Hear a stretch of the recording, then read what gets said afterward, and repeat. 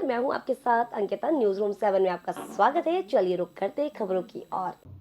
DGP Kailash Makwana की press conference. आज सुबह ही मैंने चार्ज लिया। आज अलग अलग विभागों का रिव्यू लिया। प्राथमिकता रहेगी पुलिस फोर्स को और बेहतर प्रोफेशनल और रिस्पॉन्सिबल बनाएं। राज्य शासन की प्राथमिकता इस प्रायोरिटी पर रहेगी।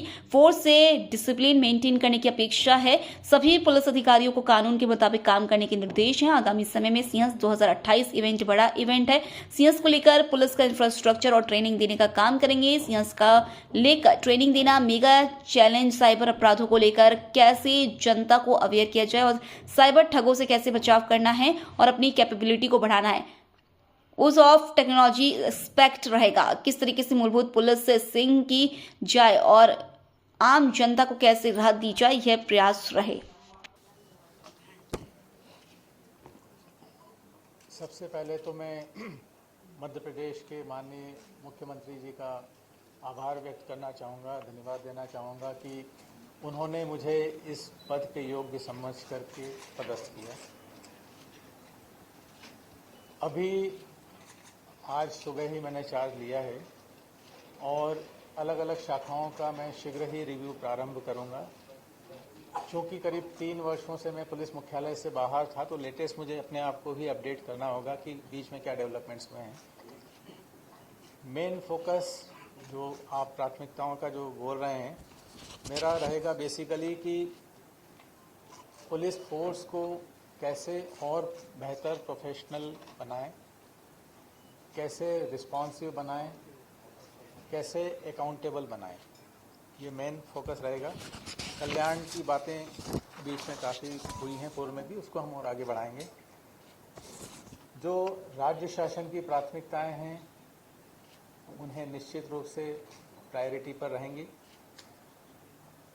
जो मेरा एक और फोकस रहेगा डिसिप्लिन, क्योंकि पुलिस एक यूनिफॉर्म फोर्स है और पूरे फोर्स से अपेक्षा की जाती है कि वो डिसिप्लिन मेंटेन करे। रूल ऑफ लॉ, ये हम सभी को, सभी स्तर के पुलिस अधिकारियों को ट्रेनिंग पीरियड से ही सिखाया जाता है कि कानून के मुताबिक काम करें। प्राथमिकताओं में जब हम देखते हैं तो आगे आने वाले समय में सिंहस्थ 2028 जो उज्जैन में आयोजित होगा, वो एक मेगा इवेंट है और बहुत बड़े पैमाने। अभी 2 वर्ष पूर्व ही उज्जैन में महाकाल लोक कॉरिडोर का माननीय प्रधानमंत्री जी ने उद्घाटन किया था। उसके बाद से हम देख रहे हैं कि धार्मिक श्रद्धालुओं में बेतहाशा वृद्धि हुई है। बीच में एक समय आया था जो सारे देश के धार्मिक स्थलों से भी अधिक संख्या में वहां पर दर्शनार्थी आए हैं। कॉरिडोर बनने के बाद में ये पहला सिंहस्थ होगा।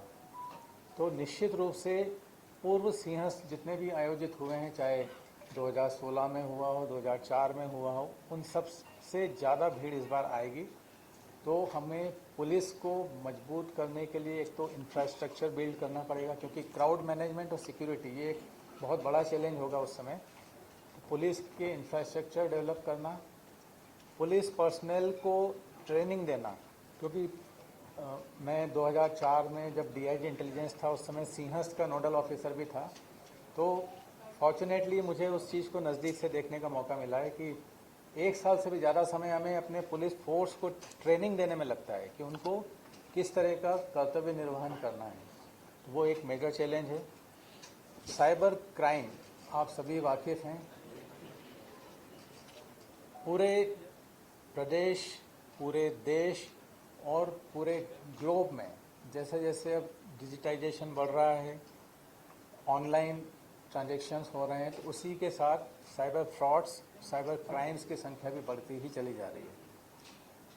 उसमें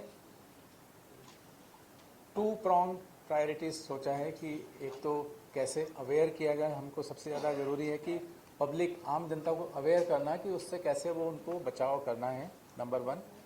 एंड नंबर 2, अपनी कैपेबिलिटीज़ को बढ़ाना साइबर क्राइम से डील करने के लिए। उसमें human resources, technical add ons जो करने की आवश्यकता है। हालांकि Madhya Pradesh police cyber crime में काफ़ी अच्छा परफॉर्म करता रहा है, उसको हमें और आगे बढ़ाने की आवश्यकता मुझे महसूस होती है। यूज़ ऑफ टेक्नोलॉजी एक अनदर एस्पेक्ट रहेगा, क्योंकि बल वृद्धि एक जितना फोर्स चाहिए उसकी तुलना में बल की हमेशा ही कमी महसूस की जाती रही है हर स्टेज पर।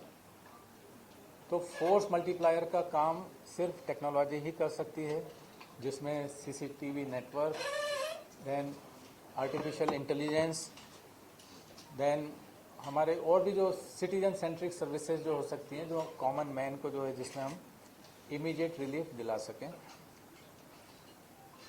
एक फोकस और रहेगा, क्योंकि पुलिस स्टेशन हमारा मेन जो आम जनता से जुड़ाव रहता है, मेरा प्रयास रहेगा, कोशिश रहेगी कि वहाँ पर जनता को सुनवाई हो और पुलिस रिस्पॉन्ड करे।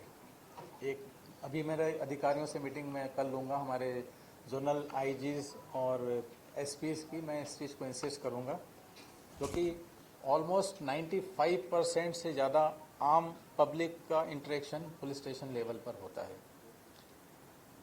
बेसिक पुलिसिंग कई एस्पेक्ट्स हैं, हमारा प्रोफेशनली उसमें सभी को पता है कि किस तरीके से मूलभूत पुलिसिंग की जाए, जिससे कि कुल मिलाकर के प्रयास यही है कि आम जनता को राहत कैसे हम दिला सकें। इसके अलावा और अलग अलग इश्यूज हैं, नक्सल प्रॉब्लम है, नारकोटिक्स हैं और कई हैं इश्यूज।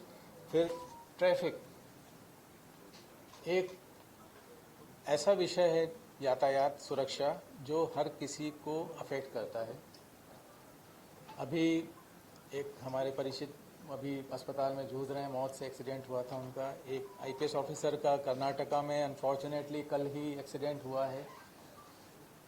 कैसे यातायात सुरक्षा को और मजबूत किया जाए, उसके लिए अवेयरनेस, जो भी इंजीनियरिंग डिज़ाइंस वगैरह दूसरे डिपार्टमेंट से कोऑर्डिनेट करके, और इम्प्लीमेंटेशन।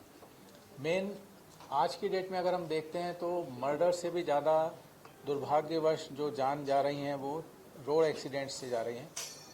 तो मेरा एक फोकस यातायात सुधार पर भी मेरा रहेगा।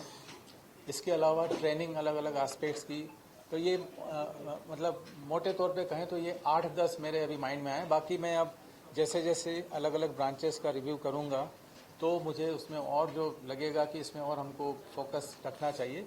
मोटे तौर पे मैं जो ज्वाइन करने के पहले जो मुझे लगा वो मैंने कुछ पॉइंट जॉट डाउन किए, क्योंकि मैं 3 साल से पुलिस मुख्यालय से बाहर था। तो लेटेस्ट मुझे एक बार मैं अपडेट हो जाऊं, then we will start working on it. Sir ji फिलहाल इस बुलेटिन में इतना ही। आप बने रहिए न्यूज रूम 7 के साथ। नमस्कार।